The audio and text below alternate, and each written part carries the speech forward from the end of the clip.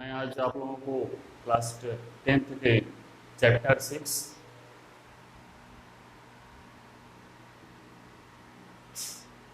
Life process पढ़ाऊंगा आज।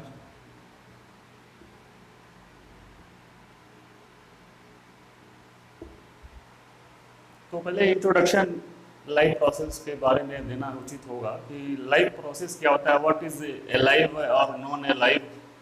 जैसे एनी डॉग और running, man are loudly speaking, and cow are chewing, you know they are living things.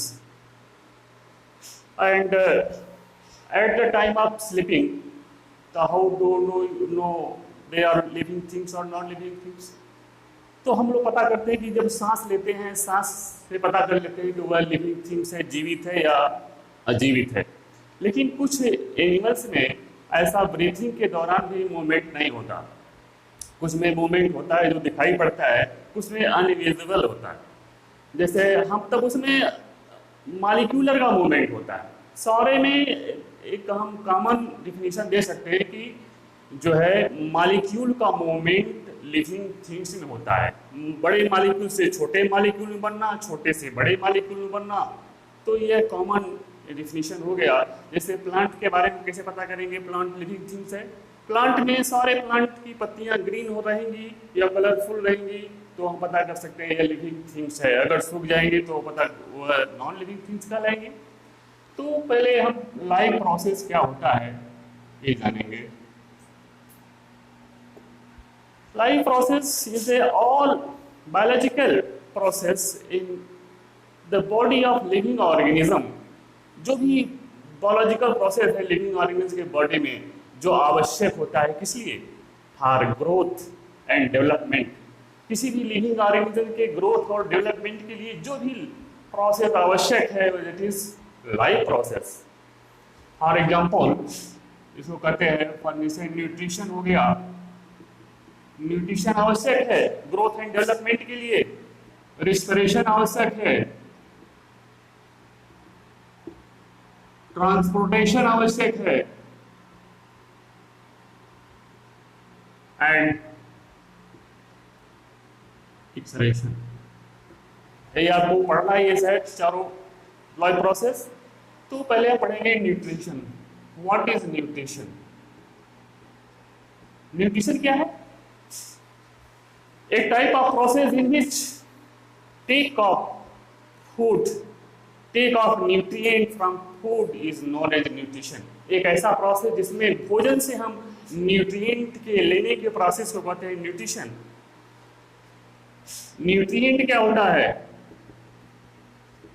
Nutrient वह component है, वह एसेंशियल कंपोनेंट है जो हमारे फूड या डाइट में उपस्थित होते हैं, that is known as nutrient. जैसे हम राइस खाते हैं, राइस से कौन सी न्यूट्रिएंट मिलती है?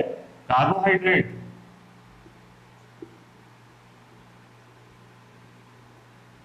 व्हीट, इससे भी कार्बोहाइड्रेट। पल्सेस है protein, milk, mineral, vitamins and proteins. इसी तरह से वेजिटेबल्स एंड फ्रूट्स और minerals and vitamin R component present in this fruit and vegetables. तो यह न्यूट्रिशन कितने टाइप होते हैं? Type of nutrition, type of nutrition.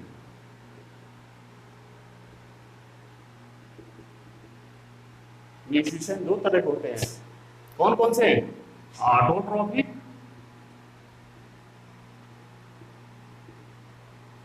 And heterotrophic. Autotrophic जो अपना सिंथेसिस, फूड की सिंथेसिस स्वयं कर ले, that is known as autotrophic. ये दो तरह के होते हैं, फोटो ऑटोट्रॉफिक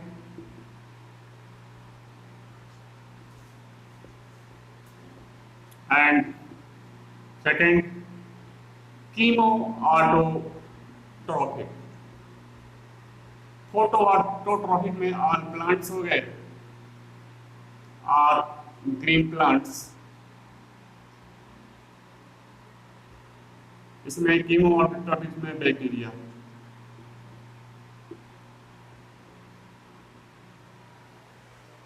जितने भी ग्रीन प्लांट्स हैं सब अपना भोजन स्वयं बना लेते हैं, कुछ बैक्टीरिया अपना भोजन केमिकल के द्वारा बना लेते हैं। ये फोटो मतलब प्रकाश के द्वारा भोजन बनाते हैं सारे ग्रीन प्लांट्स, जो केमिकल के द्वारा भोजन बनाते हैं इसको कीमो ऑटोट्रॉफ कहते हैं। तो ये दो तरह के ऑटोट्रॉफ होते हैं जो अपना भोजन स्वयं बना लेते हैं, किसी पर डिपेंड नहीं होते। हेटरोट्रॉफ क्या है? हेटरोट्रॉफ भोजन के लिए किसी न किसी प्रकार से डायरेक्टली या इनडायरेक्टली ऑटोट्रॉफ पर डिपेंड होते हैं। ऑटोट्रॉफ या अदर ऑर्गेनिज्म पर भोजन के लिए डिपेंड होते हैं। जैसे हेटरोट्रॉपिक में आपने कई तरह के समझेंगे, जैसे पैरासाइट के रूप में होते हैं, पैरासाइट के रूप में हो सकते हैं, सिम्बियोटिक, सैप्रोफाइटिक और होलोजोइक। पैरासाइट जो भोजन के लिए अपने जीवन यापन के लिए करने के लिए दूसरे जंतुओं पर डिपेंड हो या दूसरे प्लांट पे डिपेंड हो, पूरी तरह से वो कुछ न करे, अपना भोजन न बनाए, भोजन के लिए डिपेंड। जैसे अमरबेल होता है प्लांट, टेपवर्म आप जानते होंगे, लाइस है जो वो भी है, लीच है, मॉस्किटोज है, डेट इज पैरासाइट के रूप में रहते हैं, वो भोजन के लिए दूसरे पर डिपेंड हैं। सिम्बियोटिक लाइकेन होता है जो फंजाई और एल्गी दोनों मिलकर के यापन करते हैं। सिम्बियोटिक सैप्रोफाइटिक जो मृत उपयोगी सड़े गले ऑर्गेनिक कंपाउंड पे अपना भोजन के लिए डिपेंड होते हैं, जैसे ऑल फंगस। होलोजोइक जो कि एनिमल की तरह भोजन यापन करते हैं उसको होलोजोइक। तो पहले हम पढ़ेंगे ऑटोट्रॉपिक न्यूट्रिशन में प्लांट के बारे में। ऑटोट्रॉपिक न्यूट्रिशन,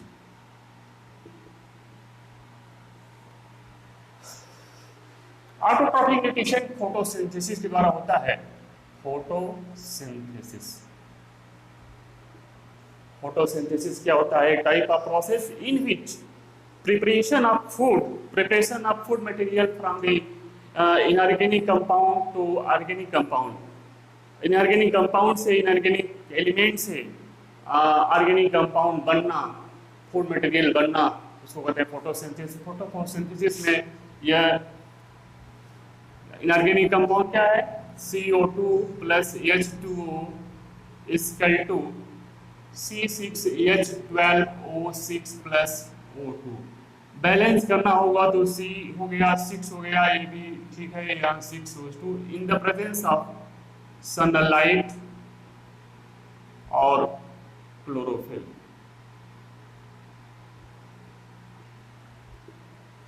प्लांट में जो है सनलाइट की उपस्थिति में क्लोरोफिल होता है, क्लोरोफिल के कारण कार्बन डाइऑक्साइड और वाटर को लेकर के क्या बनाते हैं? ग्लूकोज और ऑक्सीजन। फोटोसिंथेसिस का यही सूत्र, इसमें यह 3 स्टेप में कंप्लीट होता है फोटोसिंथेसिस। पहला स्टेप क्या है? Absorption of solar energy by the chlorophyll.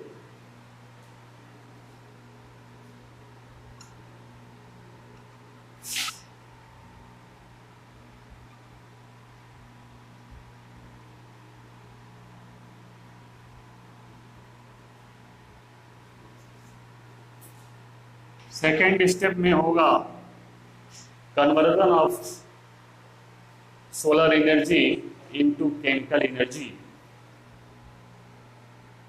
ये वेरी इंपॉर्टेंट 3 स्टेप में फोटोसिंथेसिस का है। एब्जॉर्प्शन ऑफ सनलाइट या solar energy by the chlorophyll, and second conversion of solar energy into chemical energy, and splitting of water molecules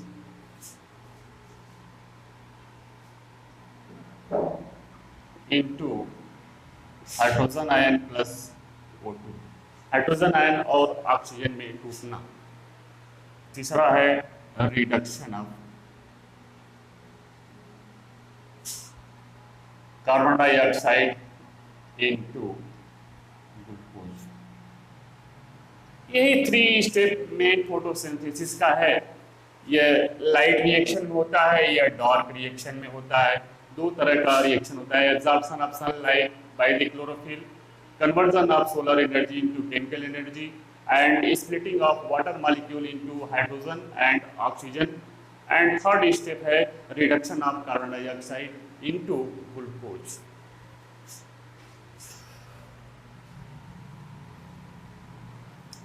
अब आपने देखा होगा कि प्लांट्स में ऑक्सीजन का कैसे आदान प्रदान होता है। प्लांट्स में जनरली उसमें स्टोमेटा होते हैं। स्टोमेटा के थ्रू वो ऑक्सीजन को लेते हैं, कार्बन डाइऑक्साइड को लेते हैं, ऑक्सीजन को छोड़ते रहते हैं। यह स्टोमेटा लीफ के जनरल सरफेस पे होता है, जनरली लोअर सरफेस पे होता है मोस्टली उसे। तो यह स्टोमेटा का स्ट्रक्चर है, इसे आप इस तरह से जानते होंगे। स्टोमेटा कैसे क्लोज होता है, कैसे ओपन होता है। यह opening and closing of stomata depend upon the guard cells के खुलने और बंद होने के कारण स्टोमेटा खुलती है। जब इसमें फोटोसिंथेसिस क्रिया होगी तब इसमें वाटर का लॉस होगा। वाटर जब इसमें लॉस होगा तो यह गॉड सेल्स स्वेल अप हो जाते हैं। स्वेल अप होने के कारण इसमें ओपनिंग रहती है, स्टोमेटल पोर होते हैं। यह गॉड सेल हो गया और जिसके कारण से स्टोमेटा ओपन रहती है। जब वाटर का लॉस या कोई चीज ऑक्सीजन या कार्बन डाइऑक्साइड का एक्सचेंज ना हो, कोई एक्सचेंज ना हो, तो ये जो है तो वाटर का रिलीज नहीं होगा। वाटर रिलीज होगा तो ये गॉड सेल क्या हो जाएंगे, श्रिंक हो जाते हैं और ये स्टोमेटा क्लोज हो जाते हैं।